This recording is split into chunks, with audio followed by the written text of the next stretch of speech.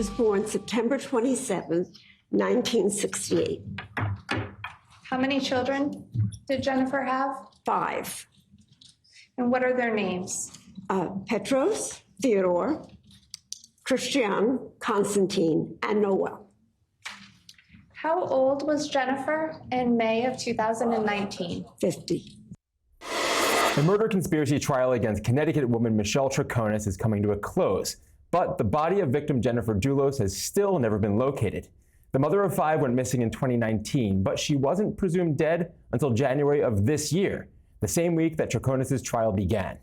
Throughout the state's case, we only heard good things about Jennifer Dulos and the type of mother she was.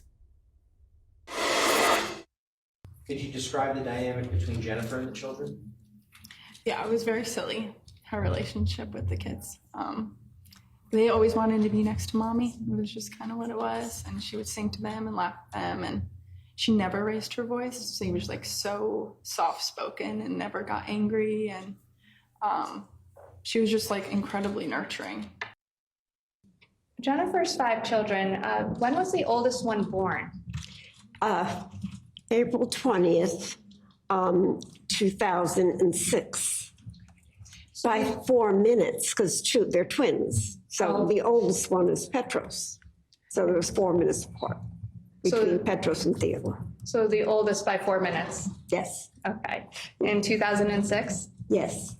Between 2006 and 2019, did Jennifer ever miss one of her children's birthdays? Never. And the children celebrate their name days, right, under the Greek culture? Yes, they did. Did Jennifer ever miss a name day between 2006 and 2019? Yes. Was she always there for them? Pardon? Was Jennifer always there for them? Yes, she was always there. We learned from the Dulos family nanny, Lauren Almeida, that Fotis and Jennifer were having marital issues, but Almeida believed that Jennifer wanted to handle their divorce as civilly as possible. And did you eventually speak with Jennifer about her intentions regarding the future of their marriage? Not that night, no. When did you?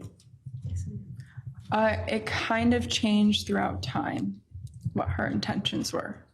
Okay, can you describe to the jury what you mean by that? So I was in the house the next day, and when Fotis arrived too. And so when I got to the house, she pulled me aside and told me that she spoke to Fotis, and he admitted to the affair, and that she was going to try and have this be as civil as possible.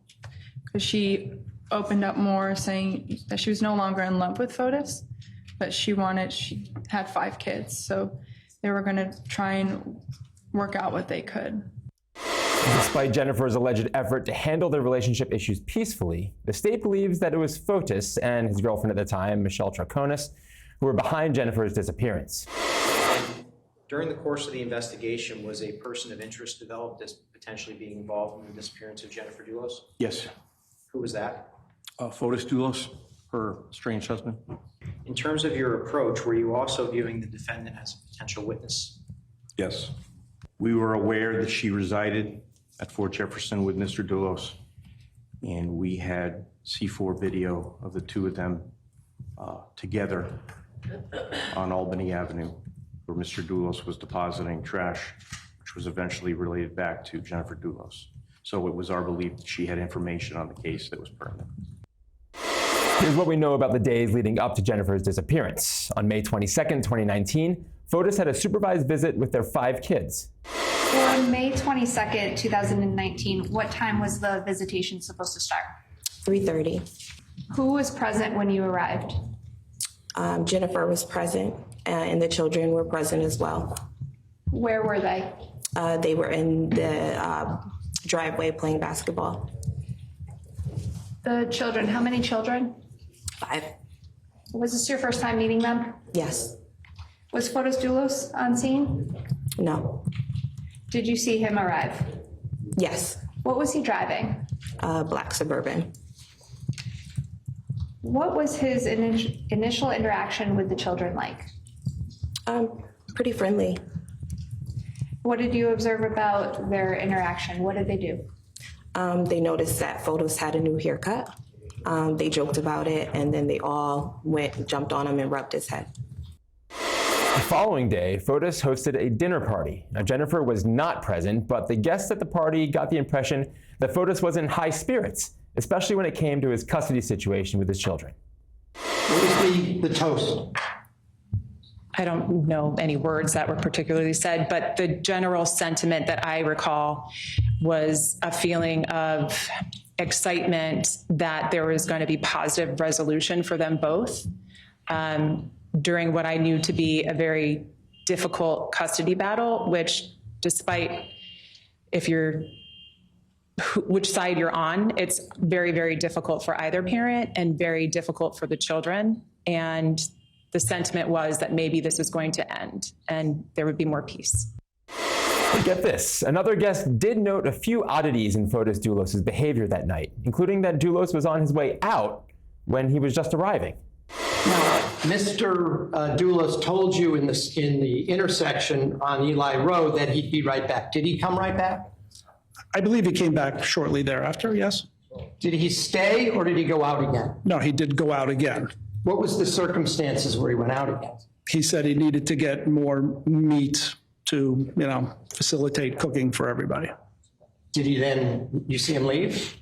I maybe saw him left the house. I didn't see him depart, but yeah. When asked about how Michelle was acting at the party, we heard testimony that she was actually talking to herself. When you arrived, did you go right into the house?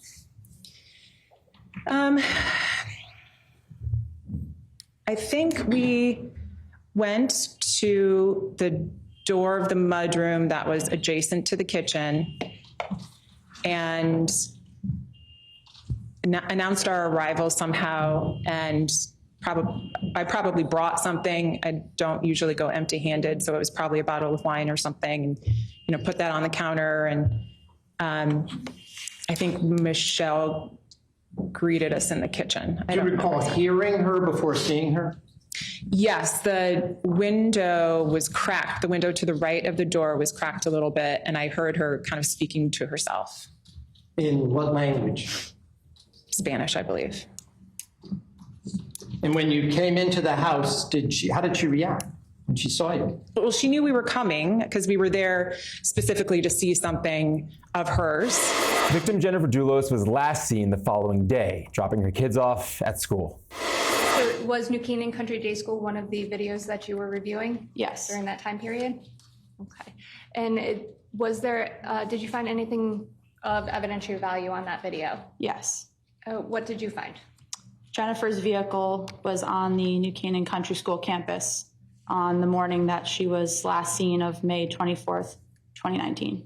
Do you recall what time? 8:03 a.m. During Michelle's police interview, she admitted to being with Fotis Dulos when he disposed of garbage bags the day of the victim's disappearance. And what? And then, yes, he stopped and we stopped. He throws something from the back. I don't know what. I wasn't really paying attention. And then, somehow we go around, so we turn around. Like, why are we here? Like, it doesn't make sense. So it struck you strange that he was driving in that area? Yeah, I've never driven in that area at all. You've never been over there? No. Okay. We've thrown garbage bags in other opportunities, but I've never been in that area. What, you only threw one garbage bag? He threw one garbage, and I think he had to move the car because the police or something was there. Fotis Dulos died by suicide while awaiting his murder trial, and Michelle Troconis' trial is wrapping up. We expect to hear closing arguments tomorrow, and then the case will be in the jury's hands. She faces up to 20 years in prison on her conspiracy charges. Be sure to come back to Law and Crime for closing argument and verdict coverage.